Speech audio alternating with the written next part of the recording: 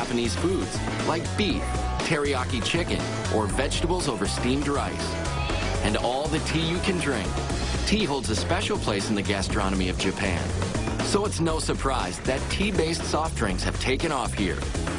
What is a surprise is that American-based Coca-Cola creates the top sellers. This is the Sokenbicha. Invented in 1993, Sokenbicha has been so successful that Coke is selling it internationally now, even testing it in the U.S. But influence goes both directions. Coffee from the Americas is the newest record breaker in Japan. And believe it or not, once again, it's Coke selling it in cans you can buy piping hot from vending machines or heated store shelves. 4 billion cans are consumed yearly basis. That's 4 billion with a B. Coke's Emerald Blend Georgia coffee is named for the home state of Atlanta-based Coke. They also love their coffee in the Middle East, but bacon, not so much. Coming up, how Subway creates an ingenious BLT sandwich without the B. We find a solution for the bacon, and we need to find a solution for the ham. Then later, McDonald's Germany creates the next best burger, a pork potato salad extravaganza. It tastes like Christmas ham, kind of.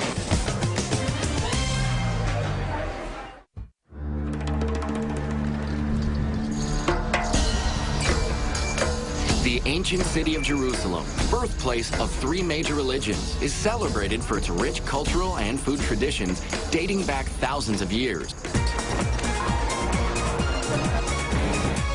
But present-day Israel is also home to this, and this, and this. A modern fast food mecca where Jews, Muslims, and Christians find common ground on a bun. But in the Holy Land, even McDonald's has to play by religious rules, which prohibit pork products and don't allow mixing milk with meat. So, they can't serve bacon cheeseburgers, and you don't order milkshakes with meat meals. But they do have plenty of their own products, like a kebab sandwich or a chickpea patty, and real Israeli salad, all touted in their TV commercials. Honey, I'm hungry. Where can I get a finely chopped salad? You know, an authentic local salad. איך אומרים מקדונלדס באנגלית? This is McDonald's Israeli style. This store is the first one in the Middle East. זכיתם בתחרות או לא? Omri Padan brought McDonald's to Israel in 1993. Now he has 165 restaurants and more in the pipeline. But Israelis have their own way of doing things, from politics to burgers, so... From the beginning, we realized that we need to do some changes, and we cannot just stick to what McDonald's is doing around the world. And commandment number 1 was, thou shalt serve kosher. We must use the kosher beef because this is what the Israelis want, including those that are not religious. Easier said than done, because kosher meat is pre-salted. Cooking it on the McDonald's regulation griddle system makes them dry. So Omri invented a different method, a sort of conveyor belt that slides through a special charcoal broiler. It was a really revolution. And McDonald's corporate got on board. They realized that in order to succeed in Israel, that's what we needed to be done. The broiled burgers are such a hit, they've just introduced a couple of so-called American ones.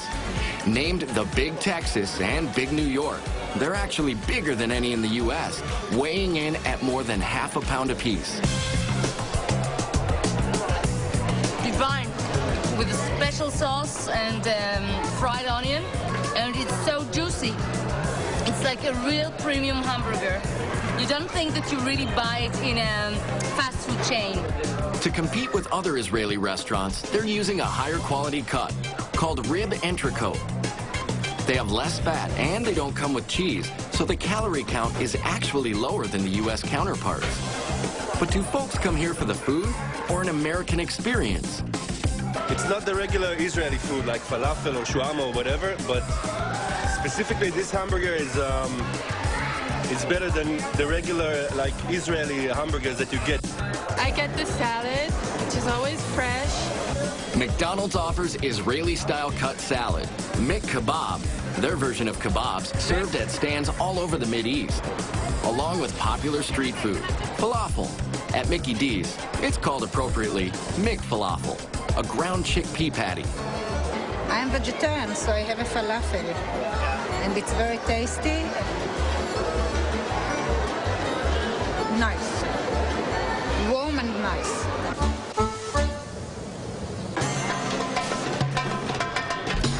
The new kid on the fast food block in Tel Aviv is Subway. This is Israeli meatballs. The meat is kosher, so it's better meat. But the sauce of the meatballs is the same. So it's gold standard, same ingredients as Subway had. Gur Gal used to be a hotel executive traveling the world. That's how he found Subway, and it was love at first bite. I brought Subway 2 years ago to Israel. The best thing that ever happened to me. He opened 8 Subways in Israel this year alone. They adapt by finding taste substitutes for pork, which is not kosher. So he uses a goose product instead of bacon. Once you toast it in the toaster, it's sizzling and it gives the same impression as the bacon. Amazing flavor. There's cured Romanian turkey breast for ham. They even had to change the classic Subway salad. Apparently in Israel, size matters, and so does shape. We tried it in Israel, it didn't work. In Israel, you need to have the product pre-cut. It needs to be Israeli salad. Israeli salad, you cannot give round tomatoes in a salad. We just pre-cut the salad for a cubits, the cucumber and the tomatoes. We mix them together in a bowl. So this is like a show. You need to do a show. But Gur stays true to his first love. You come to Subway, you need to feel like you're in New York or somewhere else in the world.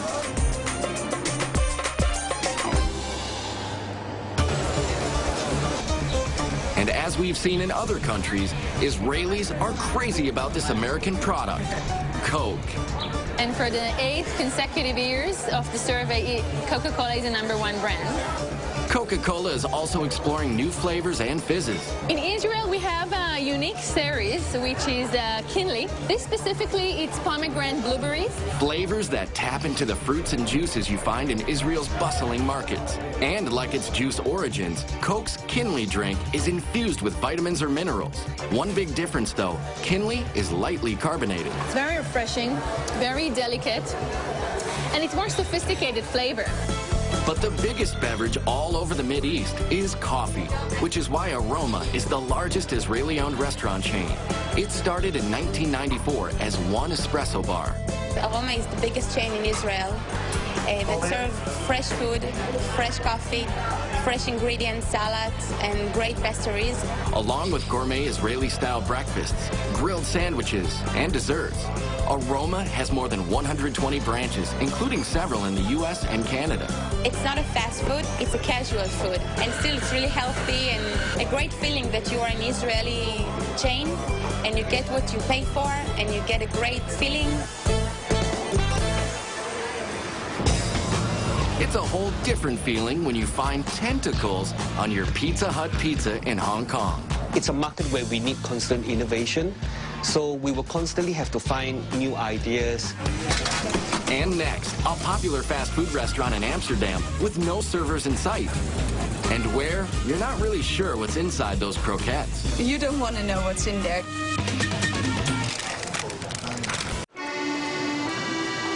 Ah, dining in Europe conjures up images of lovely outdoor cafes, restaurants overlooking majestic historic landmarks, and leisurely meals along the canals of, say, Venice or Amsterdam.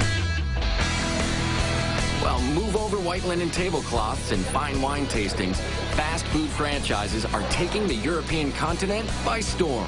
In Germany, we have 1,400 stores around, so that's one of the biggest markets for McDonald's in the world. We are very proud to serve around 1 billion guests per year here in Germany. In fact, McDonald's has almost 7,000 restaurants in Europe. They're a draw for locals and tourists alike, especially Americans. I guess McDonald's here in Germany is a little piece of America and a little piece of home right here in Berlin. This isn't just any old spot in Berlin. This McDonald's is just a couple of yards from Checkpoint Charlie, where the Berlin Wall used to separate the communist East from the capitalist West. Checkpoint Charlie is a symbol, more or less, for the Cold War and the division of the two parts of Germany, and you know that this was a very important part in our history. McDonald's tries to blend in with the historic architectural surroundings in Europe. Inside, they do serve the classics, but do add some very German flair. We have here like the McBretzel. The McBretzel starts with a liver Kaiser burger, which is a patty made of pork product available only in southern Germany, topped with potato salad and onions. It looks different. It looks different. I'd say it's different. Well, you've never seen it before. The Storrs family of Colorado stopped by this Berlin McDonald's for a taste of home, but discovered a dash of Germany instead. It tastes like Christmas ham, kind of. That's very good, actually. Yeah. Okay, I have to try this. McDonald's Germany came up with this winner by running a Build a Better Burger contest.